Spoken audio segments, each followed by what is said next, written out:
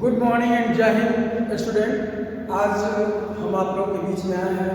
जैसा कि आप लोग बराबर आते हैं ग्राउंड में तो खेलते रहते हैं, लेकिन खेलने को तो सब लोग खेलते हैं, लेकिन खेल के नियम, ग्राउंड, उसके बाद मेजरमेंट क्या होता है बहुत लोगों को पता नहीं है। अक्सर यह देखा जाता है कि जब हमारे सर आते हैं, अगर पूछ देते हैं, कोई भी बीच में आकर पूछ देता है कि किसी भी ग्राउंड का मार्किंग बता दीजिए कितना होता है, कौन सा लाइन को क्या बोलते हैं, उसकी मार्किंग क्या होती है, कितने लाइन का जो है। तो आज हम इसी टॉपिक पे बात करेंगे। आज का टॉपिक हमारा होगा कबड्डी।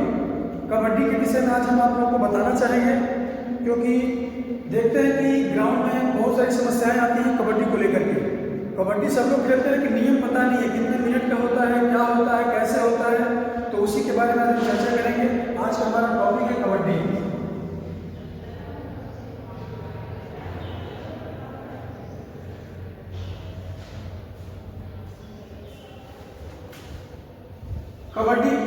कबड्डी जो नाम है, जब कबड्डी का जन्मदाता हमारा भारत ही है। अगर कोई आपसे पूछता है कि कबड्डी का जन्मदाता कौन है, तो कबड्डी का जन्मदाता हम लोग स्वयं हैं, क्योंकि हम लोग भारत के निवासी हैं। तो आप इस कबड्डी के ग्राउंड को पहले आप एक बार देख लें।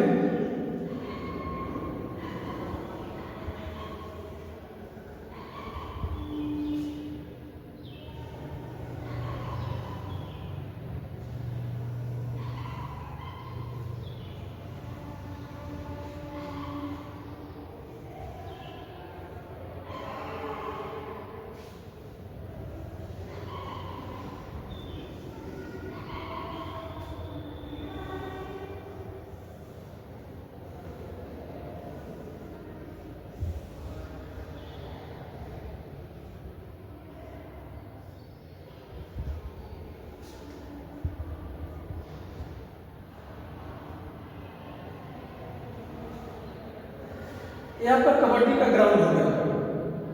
आप लोग गौर से देख सकते हैं, जैसा कि हमारे ग्राउंड में भी ऐसा कोर्ट बना हुआ है, इसी को कहते हैं कबड्डी का कोर्ट। जो भी छोटा ग्राउंड होगा उसे हम कबड्डी का कोर्ट, या फिर किसी भी छोटे गेम को जो ग्राउंड होता है उसको हम कोर्ट बोलते हैं। अगर बड़ा है तो वह जो है उसे फील्ड कह सकते हैं, लेकिन कबड्डी में अक्सर कबड्डी, बैडमिंटन, वॉलीबॉल का कोर्ट होता है। ठीक है, तो आज हम वन बाय वन करके हर एक लाइन के विषय में और किस लाइन को क्या कहते हैं और कहाँ जाने पर क्या होता है, इसके विषय में आप लोगों को हम बताएंगे। जैसा कि आप लोग शुरुआत करते हैं इस लाइन से। इस लाइन को हम क्या कहते हैं, आप लोगों को पता ही होगा। दोनों कोर्ट के बीच में ये जो लाइन है इसको सेंटर लाइन बोलते हैं। सेंटर लाइन बोलते हैं। इससे भी पहले जरूरी है कोर्ट की लंबाई क्या होती है। लेंथ 30 मीटर होती है, ठीक है। और चौड़ाई के विषय में बात करें तो 10 मीटर, ठीक है। यह ग्राउंड जो है दो भागों में बटा हुआ है। 30 मीटर्स को दो भागों में जब डिवाइड करेंगे, तोड़ेंगे, तो कोर्ट के बीच में जो लाइन होता है उसे हम सेंटर लाइन कहते हैं। इसके बाद अब दूरी की बात करते हैं। फर्स्ट लाइन से सेकेंड लाइन की दूरी कितनी होती है, यानी कि इस लाइन को हम सेंटर लाइन कहते हैं। इसके बाद इसको हम कहते हैं बट लाइन, इसको कहते हैं बोनस लाइन, और इसको कहते हैं एंड लाइन या फिर लास्ट लाइन। और जो आपको लंबी रो दिख रही है इसको हम लॉ भी बोलते हैं, ठीक है। तो सेंटर लाइन से बक लाइन की दूरी जो होती है 3 मीटर्स 0.75 सेंटीमीटर होते हैं, ठीक है।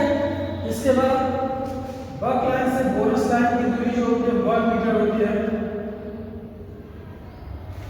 इसके बाद लास्ट लाइन यानी कि बोनस लाइन से एंड लाइन की दूरी जो होती है तो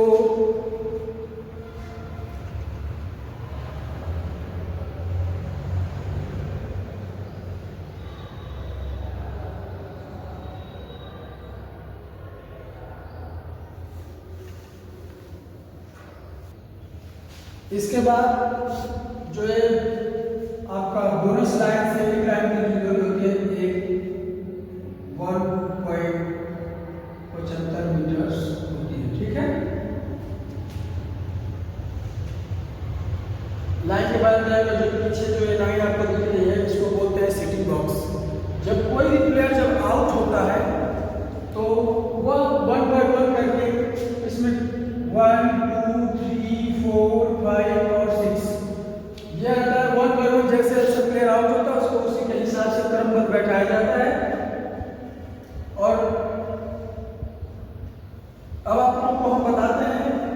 के खेल के बारे में, खेल और नियम के बारे में, कैसे खेला जाता है।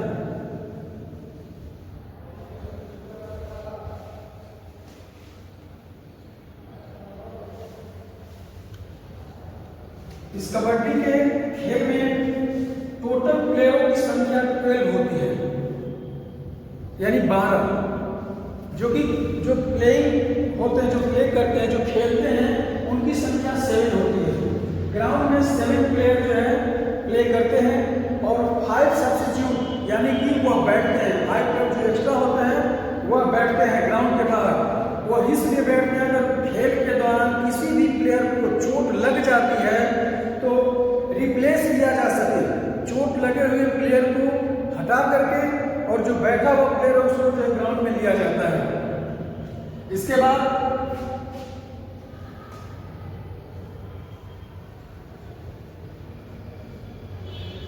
और यह गेम जो होता है 50-50 मिनट का होता है, 15-15 मिनट का होता है।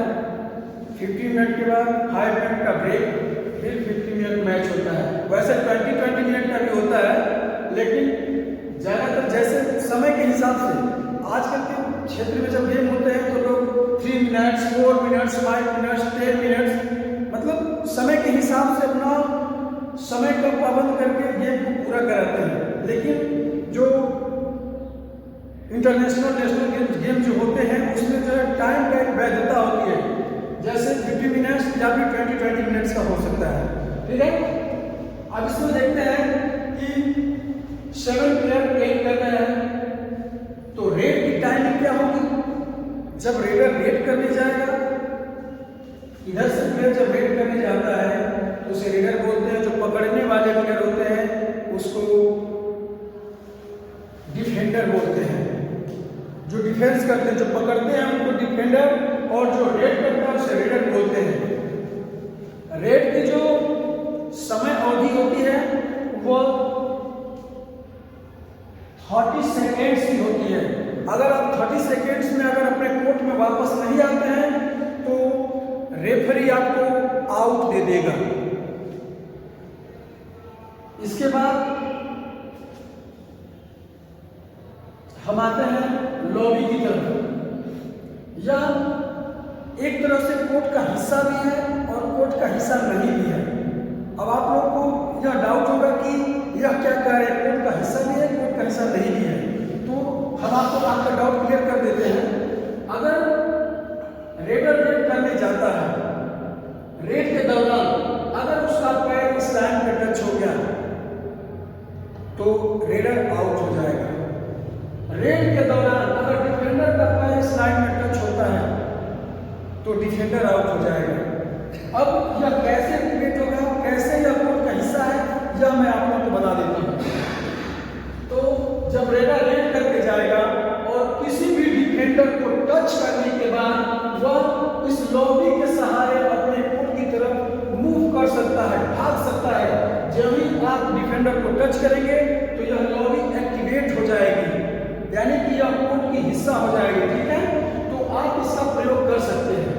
अन्यथा उससे पहले अगर डिफेंडर का पैर चला जाता है तो भी आउट, और रेडर का पैर पहले चला जाता है तो भी आउट। इसके बाद पीछे जो लाइन होता है, पीछे अगर डिफेंडर यहाँ खड़े हैं, डिफेंस कर रहे हैं, रेड के दौरान अगर रेडर मूव कर रहा है, किसी भी डिफेंडर का पैर एंड लाइन में यानी लास्ट लाइन में टच हो जाता है तो उस प्लेयर को जो लाइन मैन पीछे खड़ा होता है तुरंत पकड़ करके बाहर कर देगा, क्योंकि लाइन में अगर टच हुआ तो डिफेंडर आउट माना जाता है। इसके बाद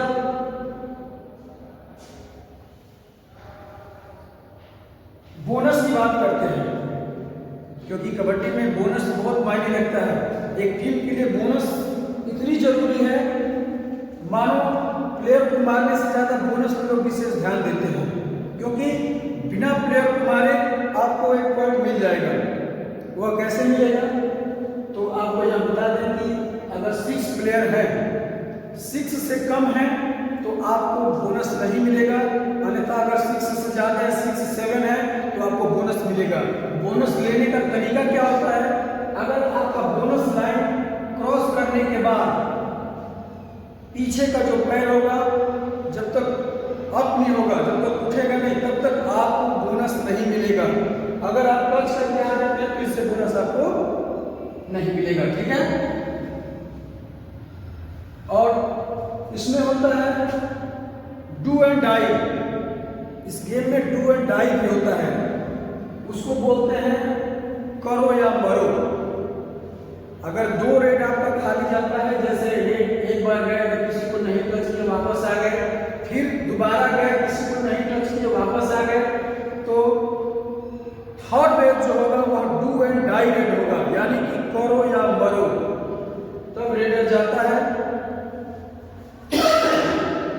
रेडर जाएगा, किसी को या फिर मारेगा या फिर मरेगा। अगर मारता है तो उसे पॉइंट मिलता है, और मरता है तो अगेंस्ट टीम को पॉइंट मिलेगा। इसके बाद आता है सुपर टेकल। सुपर टेकल भी आता है। इसमें क्या होता है कि 2 प्लेयर जब बचते हैं तो सुपर टेकल ऑन हो जाता है। उसमें अगर रेडर मारता है तो उसे 1 पॉइंट मिलेगा, अगर डिफेंडर पकड़ता है रेडर को तो उसे 2 पॉइंट मिलेंगे। ठीक है, अब इसके बाद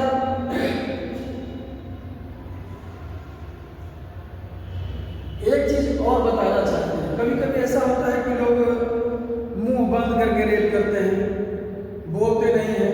तो हम आपको बता दें कि 30 सेकेंड्स जो आपके रेड का टाइमिंग है, उसमें क्या करते हैं हम लोग कि मुंह निरंतर चलना चाहिए।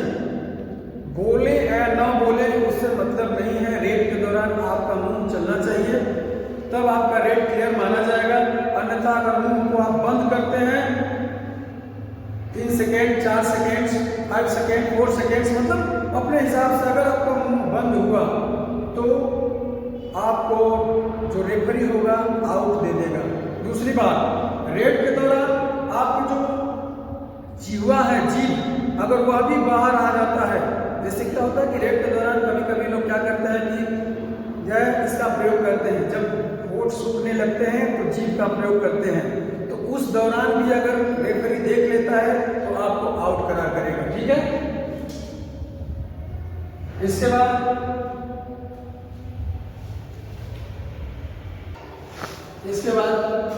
देखिए, जैसे कि मैच चल रहा है, मैच के दौरान लास्ट में कभी कभी ऐसा होता है कि दोनों टीमों का पॉइंट बराबर हो जाता है, दोनों टीम का पॉइंट बराबर हो जाता है। तो उस दौरान हम क्या करेंगे, उस समय आपका सुपर जैसे रेड होता है, 5 रेड, 5 रेड दोनों टीमों से कराया जाएगा। एक रेड अगेंस्ट टीम करेंगे तो एक रेड आप करेंगे, यानी कि 5 रेड होंगे दोनों तरफ से। अब इसमें जो यह बक लाइन है, यह बक लाइन जो है वह बोनस लाइन हो जाएगा और इसका कोई महत्व नहीं रह जाएगा। ये जो बीच में है यही बोनस लाइन हो जाएगा।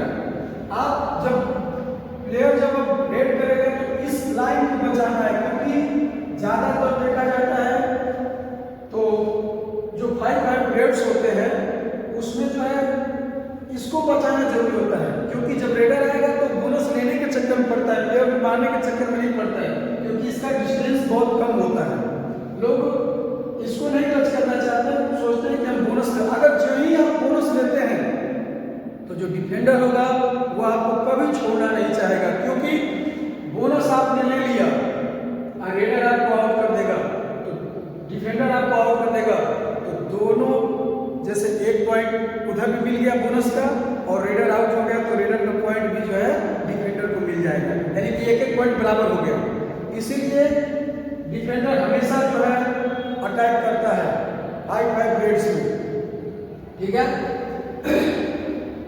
उसके बाद लास्ट में निर्णय होता है कि कौन टीम जीतेगी, कौन टीम हारेगी।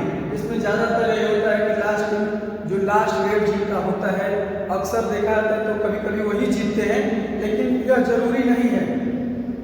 और कबड्डी के मैच में अक्सर देखा था कि लोग एक दूसरे को दोष देते हैं।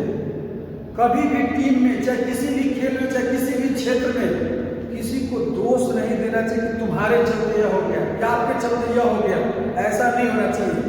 अगर एक टीम हारती है तो पूरी टीम की गलती मानी जाएगी। इसलिए जब भी आप खेलें तो टीम को कॉम्बिनेशन बना करके खेलना चाहिए, क्योंकि जब तक कॉम्बिनेशन आप सब लोगों के बीच में नहीं होगा, 7 प्लेयर्स के बीच में जब तक कॉम्बिनेशन नहीं होगा, तब तक आपकी टीम जो है स्ट्रॉन्ग नहीं होगी। स्ट्रॉन्ग करने के लिए अक्सर जो है आई कांटेक्ट, कबड्डी में आई कांटेक्ट बहुत मायने रखता है। रेडर इस कॉर्नर पे चल रहा है तो हमेशा आई कांटेक्ट इससे होना चाहिए, रेडर से आई कांटेक्ट होना चाहिए, क्योंकि रेडर का जब भी नजर गिरा तो अटैक होना चाहिए, क्योंकि रेडर का नजर कभी भी एक ही तरफ होगा, ना कि चारों तरफ होगा। उसी समय का इंतजार करना चाहिए जब रेडर का नजर हटे। ठीक है, तो यह जो आपको कोर्ट हम बनवा दिए हैं, इस कोर्ट को आप कबड्डी के कोर्ट को बना करके घर से हर एक लाइन के बारे में कितना दूरी होता है, कितना, हाँ, तो लॉबी का भी जो 1 मीटर नहीं होता है। ठीक है, ये छूट गया था, तो इसको याद रखिएगा। इसको आप बना करके याद करके आएंगे। जब भी विद्यालय खुलेगा तो आपसे हम इस कोर्ट के बारे में एक जानकारियां लेंगे कि आप लोगों को याद है नहीं है। अगर याद है तो आप बेशक खेलने के योग्य हैं। अगर खेल में आप जो है अभिरुचि रखते हैं, खेल में इंटरेस्ट रखते हैं, तो आप इस कोर्ट को अपने कॉपी पे बनाइएगा। बना करके इसके लाइन के बारे में, नियम के बारे में और दूरी के बारे में, डिस्टेंस के बारे में, प्लेयरों के बारे में, इसके जन्मदाता कौन है, सारी जानकारियां आपको इसके माध्यम से याद करके, और अगर कुछ बच गया होगा तो आप घर से जो है नेट पे सर्च करके देख करके याद करके आएंगे, क्योंकि आप जो नहीं बताते हैं उनको दोबारा बताने का हम कोशिश करेंगे ग्राउंड में।